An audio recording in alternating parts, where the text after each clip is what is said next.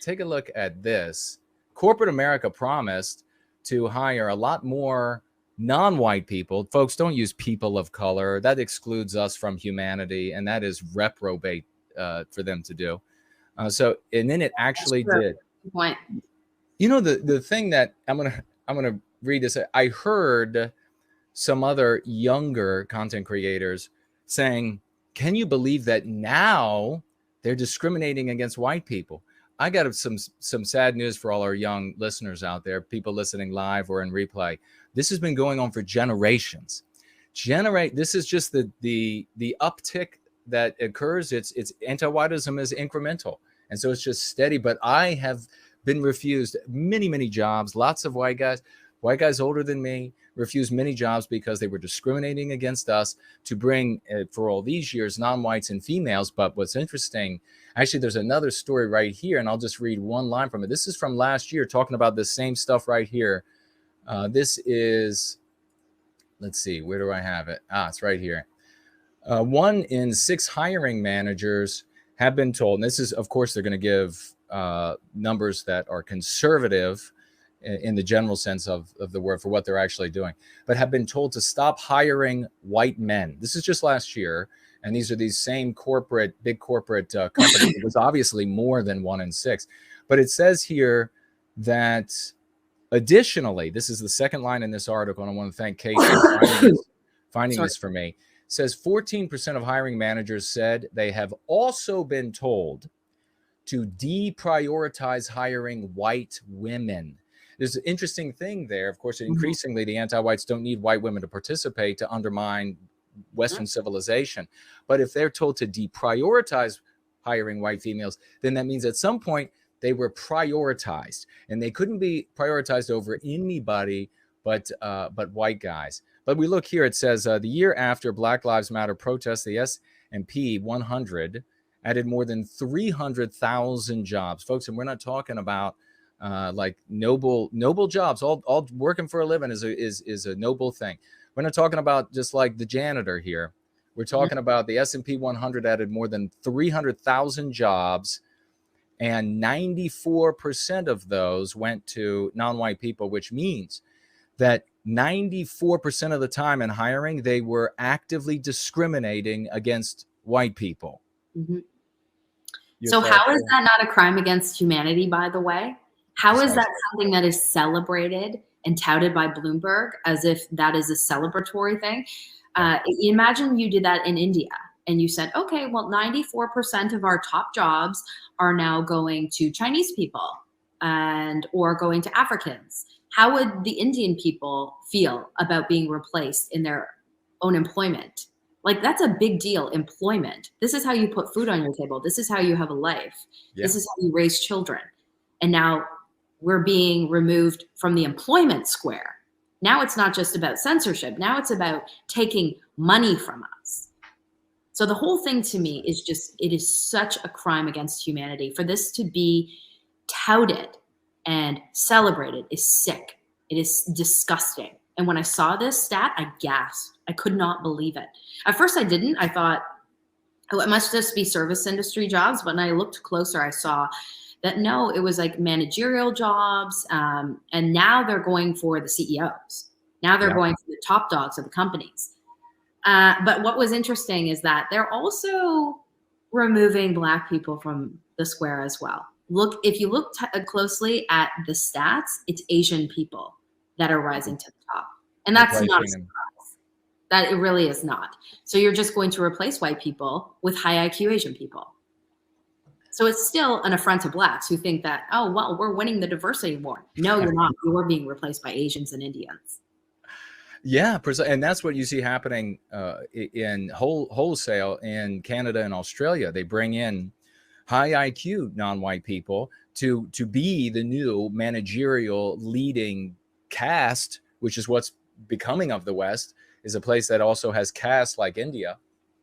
They're bringing these people in to be our managerial leadership caste. And we just see here at West Point that there's your military leadership for the future. They're not going to be able to not make these females into generals, admirals, whatever it might be, the branch of service that they're in. They're not going to be able to keep these non-white people. They're going to have to put them in as part of anti-whiteism, discriminate against white males and increasingly white females.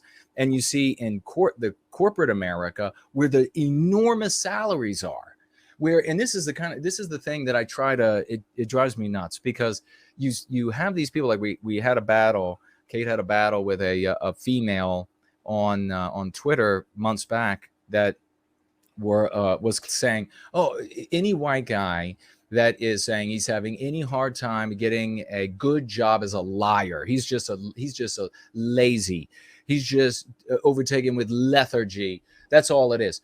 Look at right here. How many times do we have to actually see the data that aside from our lived experience, almost every white guy can tell you that we go out to find work and we are told in no uncertain terms, you're not getting this job.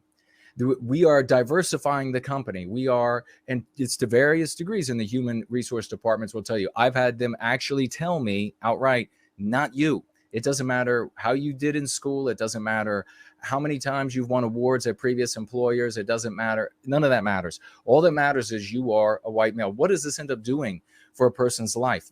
Well, it radically changes our people, for one thing. There's a breach of the social contract with our government, because our government is allowing us to be discriminated against on the basis of our birth. How does that change our relationship with our government, governance, and laws? What does that also do for our desire to achieve, to advance, to make something good of that sensation of ownership of our country, and therefore the desire to protect and preserve and prolong the existence of that environment? It destroys it all. It destroys it all. When you're a white male in the West today, you have learned, and you continue to learn, and it's worse by the day, that you're hated, you're not wanted, this isn't yours. No matter how hard you work and no matter what innate talents you have, they're not going to benefit you. You will actively be discriminated against on the basis of your birth. And what about the consequences for the families that these white men would otherwise have? Do they not have families as a consequence because they decide they hate their life, they hate the world, they have to take a job far beneath them? What about the consequences, that unknowable consequences that these white guys would have done with the earnings that they made from these executive jobs, businesses they would have started, improvements that they would have made in the world for everybody of all races that live in certainly the West, but even beyond, because so many of our creations make their way into non-white countries to benefit those people as well. The costs are literally incalculable. Oh, totally. And this is, as you say, celebrated. Yeah, it is despicable. The one thing that I will say, the one saving grace is, like, good luck to these companies. Let's see how long their diversity programs last for. Let's see, because I promise you it won't last long, because there's an inherent ability that white people have that other races just, every race has their own thing that they can bring to the table. And obviously we created Western civilization, so we have something very special about us. So that translates also into the business realm. And who's creating these companies, by the way?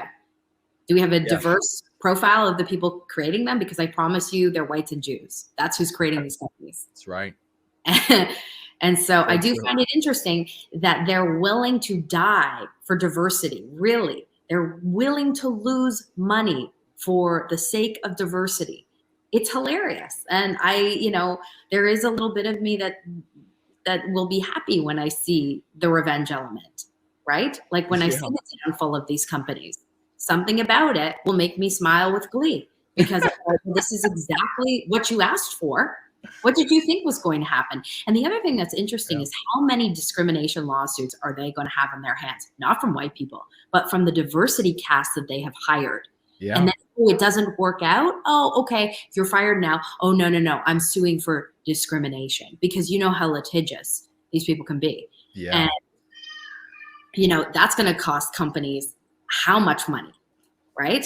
It won't be, we fired you because you're showing up late, or you weren't doing a good job, or these sorts of things, right? That's not the reason. Right. I got fired because of racism. Therefore, I'm going to sue, right? And then who's going to be the lawyer, by the way? Yeah, exactly. It's going to be the lawyer. Yeah. So true. So true, Joe. Well, I actually heard something really interesting. I think it was Adam Carolla that was talking about it. Maybe this was a couple of years ago. And they were saying that companies were actually hiring white men because they have the least amount of rights in the workforce now. Oh. And so they were cheaper to hire and they had the best output, but they weren't suing for discrimination. And so they were hiring whites because they were like, oh, well, they're not going to get away with suing for discrimination, right? They're going to just shut up and take it. So we're going to hire them because they're not as problematic. Wow, so that's a great white pills in there too, right?